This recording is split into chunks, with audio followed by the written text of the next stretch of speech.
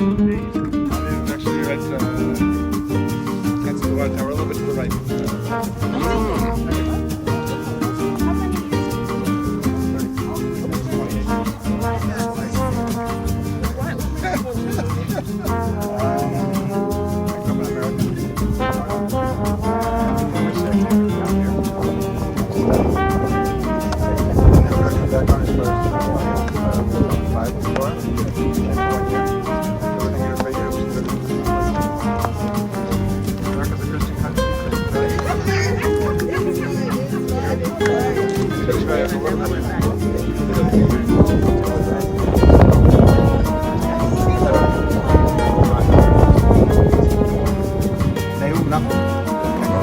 Not a prophet, but I have lived in Shiloh almost 30 years, Israel almost 40 years. I grew up in America, in Chicago. Been here for a long time now. I want to share my Shiloh with you. Why'd you come to Shiloh? What's Shiloh? Okay, let me give you a little picture. You know the story of the Jewish people leaving Egypt, right? Mount Sinai and Pharaoh. You know the story of the Jewish people going down to Egypt? Yes. No, you don't. Never happened. No, you don't. Who went down to Egypt? Who went down to Egypt? Who went down in Joseph and the brothers? Okay. Yeah. Group of 70 people. A big family. It's not a nation. It's just a big family. When do they become a nation? At Mount Sinai, big changes happen. One of the changes is God says, build a tabernacle, which is very hard for us to understand because you've never been in a tabernacle. I've never been in a tabernacle. We're in a world without tabernacles today. Okay. So part of Shiloh, understanding Shiloh, is trying to understand what's a tabernacle. Okay. First question is, how do we even know this is Shiloh? Okay? All right. Let me give you an example. Okay. Right now you're not praying. If you wanted to pray, what would you do? How do you pray?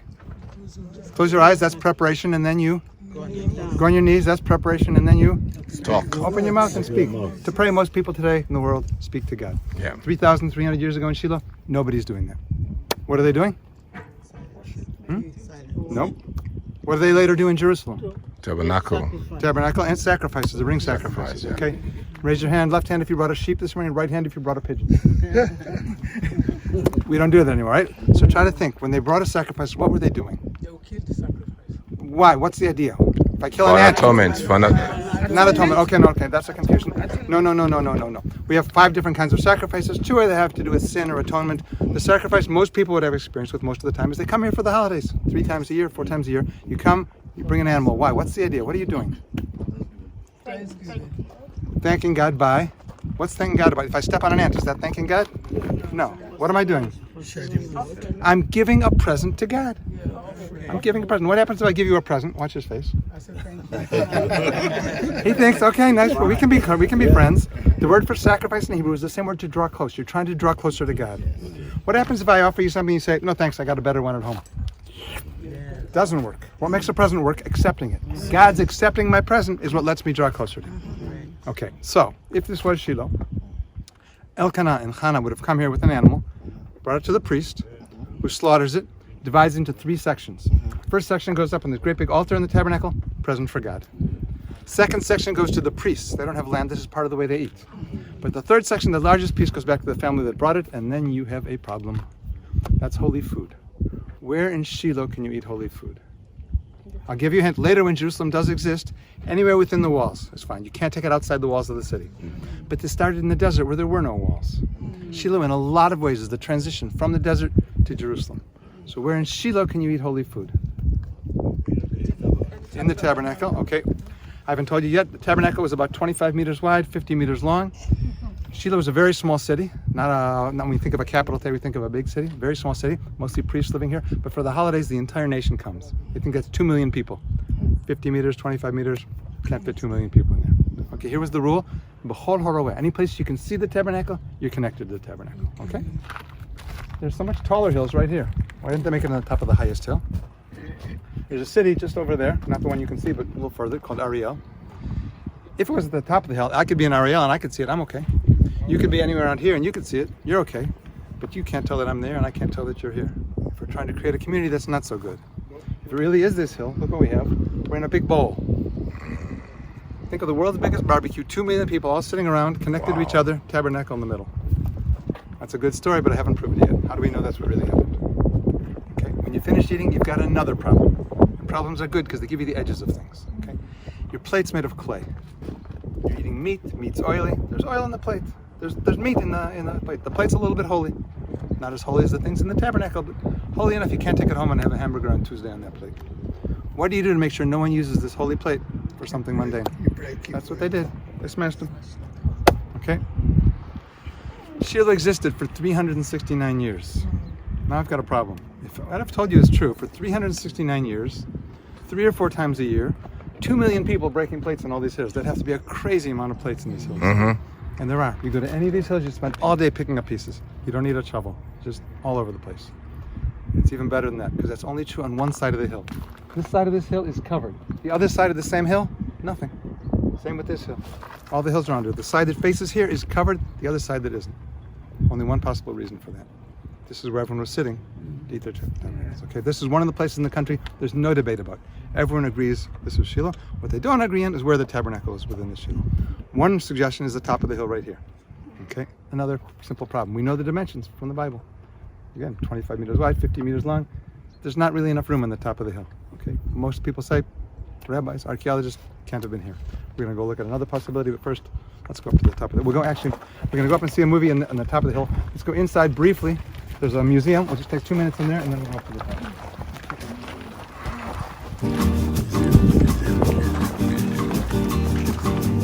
Wow.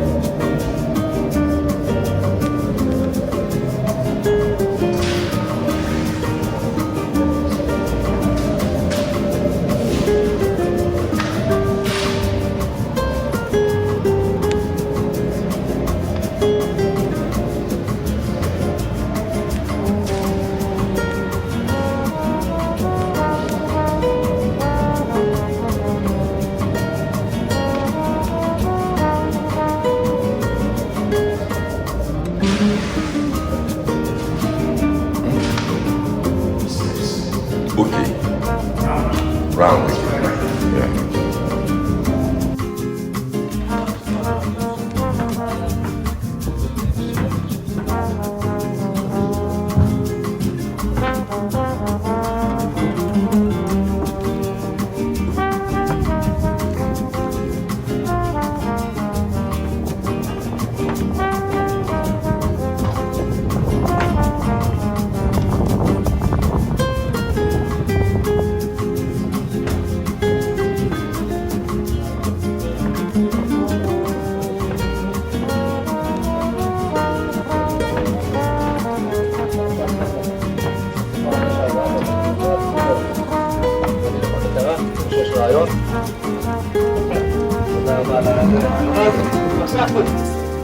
Space is much longer than it needs to be. Could be further east or west, but first of all, there's a space that fits.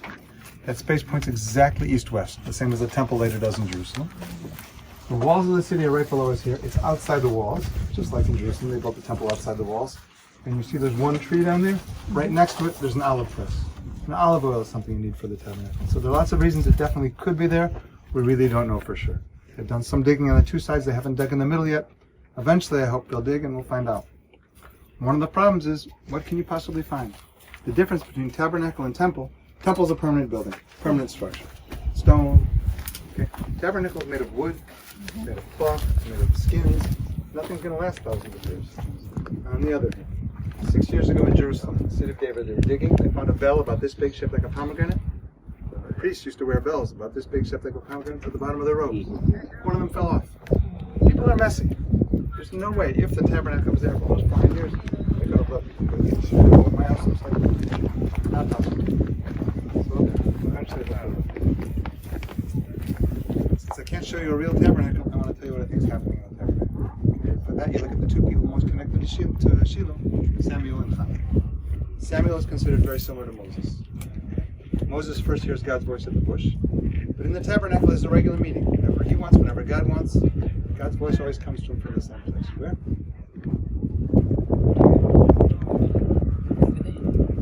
On top of the ark, the two cherubim, in between the small space between their wings, that's where God's voice comes to him. The ark and Moses represent God speaking to man. Top down.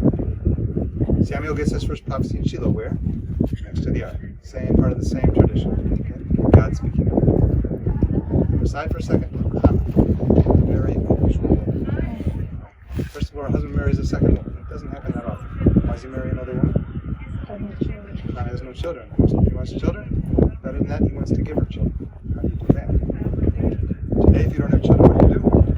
Adopt. What often happens to a couple once they adopted a child?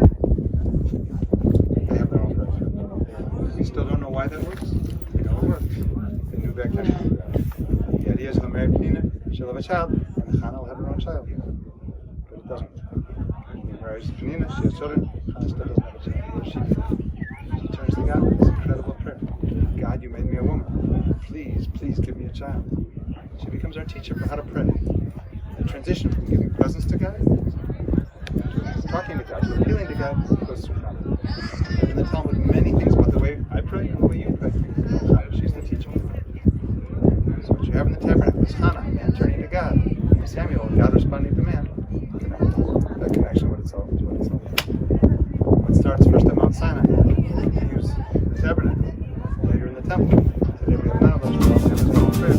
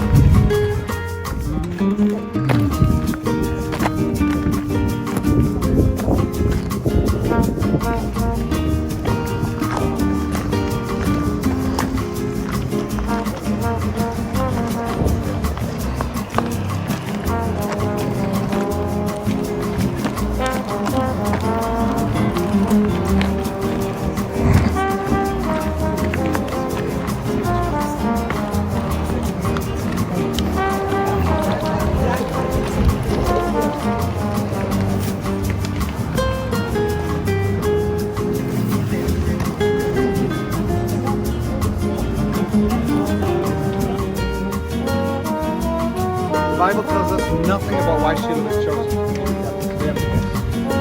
First of all, it's very central. North, south, east, west, we're in the middle of the country. Okay? Second of all, there's a good source of water. There's a spring just north of here, and there's an aqueduct leading from there to the city. And they just found now a back gate of the city, probably so you didn't have to walk all the way around with the water to take the water in. Okay?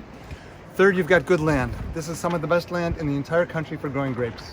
It says at the end of Jeremiah, Oyitu Kramim B'Shomron. Once again, they'll plant vineyards in Samaria, and that's right now.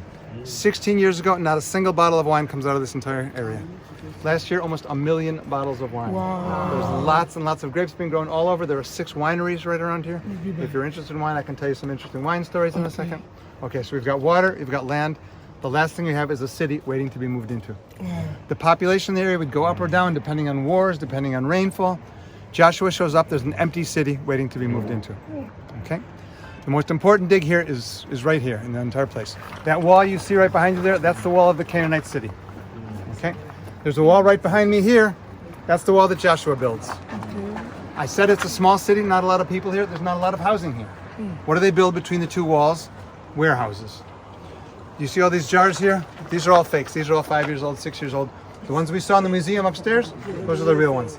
The archaeologists who dug here in 1920s found here and in another site 27 jars standing in rows, intact mostly, with food in them. And the food was burned. In 1925, it was burned food. You had no way of telling how old the food was.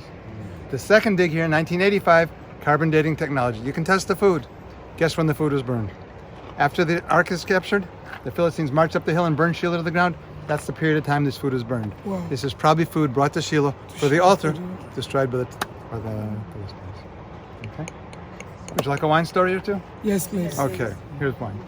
To make alcohol, you need 2 things: sugar and yeast. Okay. You could take that plant right there and add sugar and yeast. You'd probably get something that tastes terrible, but you can make a wine or a liquor out of it.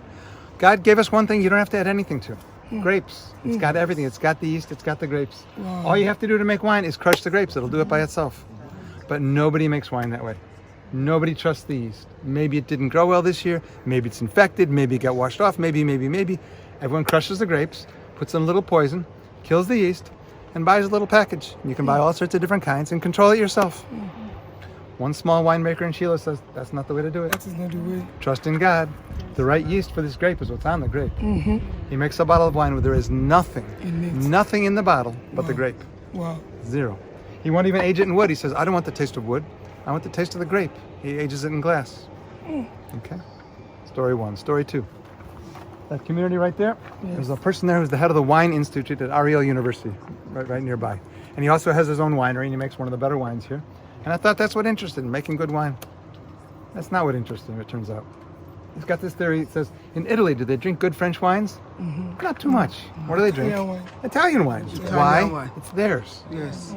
We've planted French wines all over this country, and that's what we're growing, and they're great wines. He says, that's not what we should be drinking. We should be drinking Israeli wines. Yes. What are Israeli wines? He's gone to every archaeological site he can find in the country and tested what kind of grapes were they using thousands of years ago. He identified 250 different strains, 70 of which still exist. Sometimes it's seeds he found, sometimes DNA he's been able to extract. They exist. He started growing these grapes and making wine. It's a different kind of wine, making ancient Israeli wine. It tastes a little different. It's good. Interesting things happening in the land of Israel. The Jews are back. Okay. And this is just from the grapes. This is just the grapes. Not Well, no, too the second one is no. He's a traditional winemaker. He uses it in the first one is the only one I know of who's doing that. Did you have it in the shop? In the shop, they have all sorts of things from people in Shiloh. They both those wines and other wines. Please, question You've 2. been living here for 30 years. Yes. In the house on the hill. Yep. Did you build the house from scratch or what? Okay, Shiloh is 41 years old. 41 years ago, 9 families came out here, and the government said, you can't stay there. And they said, we're not staying, we're just digging. We're still digging. We're about 450 families today, and that's mostly large families. I have 7 children, I have, thank God, 12 grandchildren already. And most of the families here are very large. So I moved into a house that someone else had already built, a family that moved away. But there was nothing here. There was absolutely nothing here when So I came. do you own the house then? Yeah, I do now. Yeah. That's good. The house you watch the film from? No. That's the We'll see it again. Up at the top of the hill, you see one of the things you see at the very top of the hill is a building with domes on the top of it. It's a very interesting story. It's a Hesder yeshiva. Yeshiva is a place of Jewish learning, sort of parallel to university. Hesder is a special army program. Instead of going to the army for 3 years, you can go into the army for 4.5 years, spend half the time studying and half the time as a soldier. The idea being you're a better soldier, a better citizen, the more deeply rooted you are in your culture. Okay? Every community out here that's successful has some kind of educational institution. Shiloh has that from the second year they were here. This city here is named Eli, after the last high priest of Shiloh, Eli the Cohen. Okay? Eli existed for about 7 years. They never got beyond 20 members. 14, 16, 13, it went up and down. It never really flourished. Someone opened a different kind of, also an army program like that, and all of a sudden it boomed. Today there's even more people than Shiloh there. Every community out here finds some kind of special high school or after some sort of learning program. That's where we grow from, studying, learn. So have you lived around here all through your life? No, I was born in Chicago. Okay. Went to University in America. Yeah. I floated from the West Coast to the middle to the East Coast, then came to... I came for 1 year of study with no plans to stay here. It didn't cross my mind to study. Just some Jewish study. Again, I had very poor Jewish education growing up. I didn't know the Bible. I didn't know all the others enormous literature out there. And I studied for a year. And at the end of the year, I looked around and said, what would I go back to America for? I went back to decide. I decided I'll go back for 1 year and make sure it looks the same way from there that it looks from here. And after 3 months, I said, I'll finish the year. I'm in a study program, but this is not my home. So do you I make came a back. living out from here? Do you have a I farm? came back. I met my wife here. The children. I make a living. I've done many things in my life, but I work now 2 things: as translator and guiding the very interesting people who come to Shiloh. Wow. It's an interesting way to travel, whether it's Nigeria or South America. I get to see the world without leaving home. But do you travel? Do you go on holiday and leave Shiloh? Not a lot. I leave Shiloh. I go to Jerusalem. I've now a son in Tel Aviv, a son in Jerusalem, a daughter up north. My parents have gotten older and they're not healthy. I was just 3 weeks ago in Chicago. My family's all still back there. They never came here. I had dreams of them following me. I still have dreams, but I don't have family here. So you've been here for 41 years? I've been in Israel for 38 years, Shiloh for 28 years. Okay. Just trying to work out. I'll be 62 in 1 week. 62 years. 1 week. Yes. You look well. Thank you. Thank God. How they live. This is a fulfilled life. Yeah, you're living your dreams. Drinking the wine. All right, one more thing to show you up this way as we head back. We're done.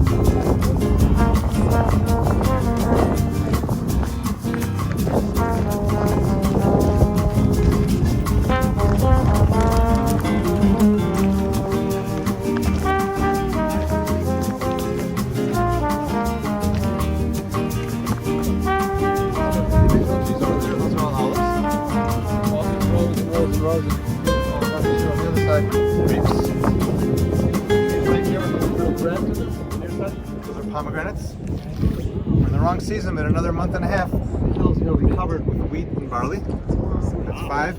And right where we're heading next, there was a famous fig tree for hundreds of years. Shiloh was known for this fig tree. There are drawings, hundreds of year old drawings of this. Shiloh was this fig tree. The archaeologists dug around it to find what was underneath it, and the tree died, so we don't have a fig tree anymore. The one tree we don't have here is the date. It's the wrong climate, it's too cold here. You have to go down to the Jordan Valley to get the grapes, but dates. It's 6 out of 7. It's pretty good.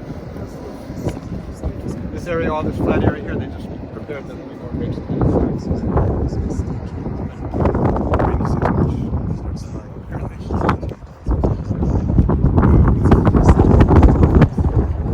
Also, the more grapes grows back again. All these here. How many grapes do you export? I don't know how much grapes we have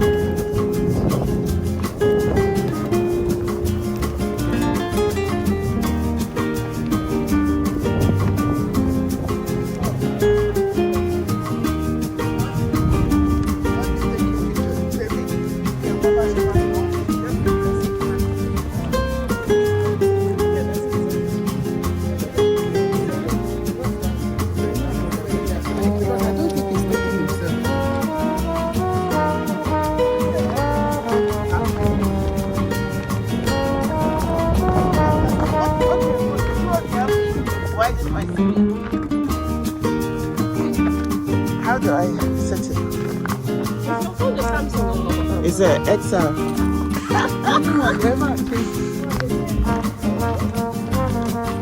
Kí ló máa ń pè náà? Burantashi, ṣé ò ní Burantashi? Gurana.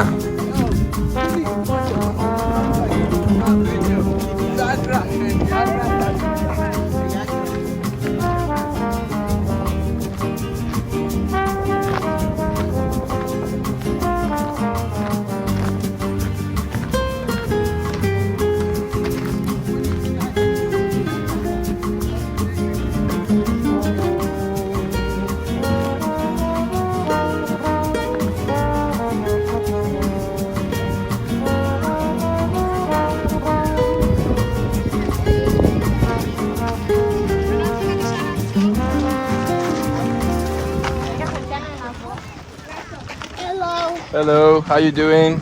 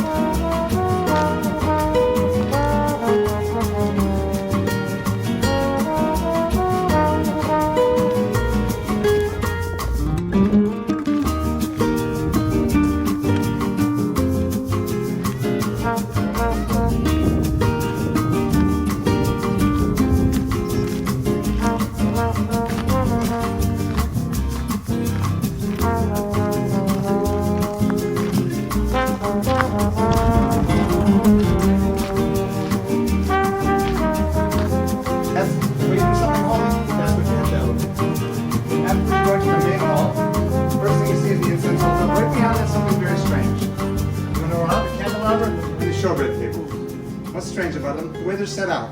Everything here is important. Everything has its own weight. So you go in, you meet each one at a time because each one's important. Except these two, they're paired. The candelabra and the showbread table. There has to be a very strong connection. What's the connection between the bread and the light? Jesus never was there in I think it represents the two kinds of things we get from God. First is the physical, bread, clothes, housing, the things you can get your hands on, and the light, the spiritual. It says in the Talmud, "Bli kemach en Torah, bli Torah en temach." Without bread, there's no teaching. Without teaching, there's no bread. Never think the physical and the spiritual are unrelated. They're connected. They're always connected. Okay. After that great big curtain area behind that, the Holy of Holies. Only thing inside there is the ark. Inside the ark or next to the ark, three things. What are they? Tablets. Tablets, the old and new. The board, the Aaron's staff. Aaron's staff, right. yeah, that boarded, yeah. And the law. no, that's the commandments. That's the law. That's the commandment. The jar of No. manna. Manna. Okay? with the manna. Think about it for a second. Tabernacle, main hall, Holy of Holies, Ark. Most special place we have. What's inside there? God's Word? That makes sense. That's what I put in there. Aaron's staff, big magic wand. Crazy things happen. Miracles, plagues, and a little jar of chips. What's food doing inside? No one goes inside there to eat. What's so special about the manna? It fed the people. Okay, yes. Something even more than that, I think. Let's go back to Sinai. God taught us something that totally changed the Only world. take what For you- the first time, He chose us about Shabbat, the Sabbath. What's that about? Let's say I'm a farmer. I go out in the fields, I work in the fields, I raise food. I create food. I start to think, I'm a pretty powerful person. I run this world. This is my world. Nope. I couldn't create this world if I tried. How do I remember that? One day I don't go out and work in the fields. One day there's no manna out there. Okay, it's the importance of Shabbat. We speak of two kinds of commandments, positive commandments and negative commandments. What's the positive commandment on Shabbat? What do we do on Shabbat? What are you supposed to do on Shabbat? Rest. Day of rest. Okay. What's the negative commandment? What don't we do on Shabbat? Walk. No, terrible translation. Did God work for 6 days? No. What did God do for 6 days? For 6 days. For 6 days, what did God do? Created. What's creation? I take something and I change it. I make it mine. That's what we've done. For 6 days, I'm commanded to go out and change the world, make the world a better place. On the day of rest, on Shabbat, I don't. I pull back. It's not really my world. That's the importance of Shabbat. I think is why it's all the way inside there. Okay. Thank you. It's a cover.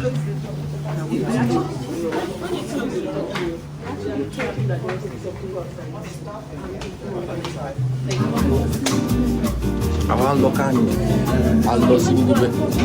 When we came in and the shop was it was really dark. When I went out, I told him.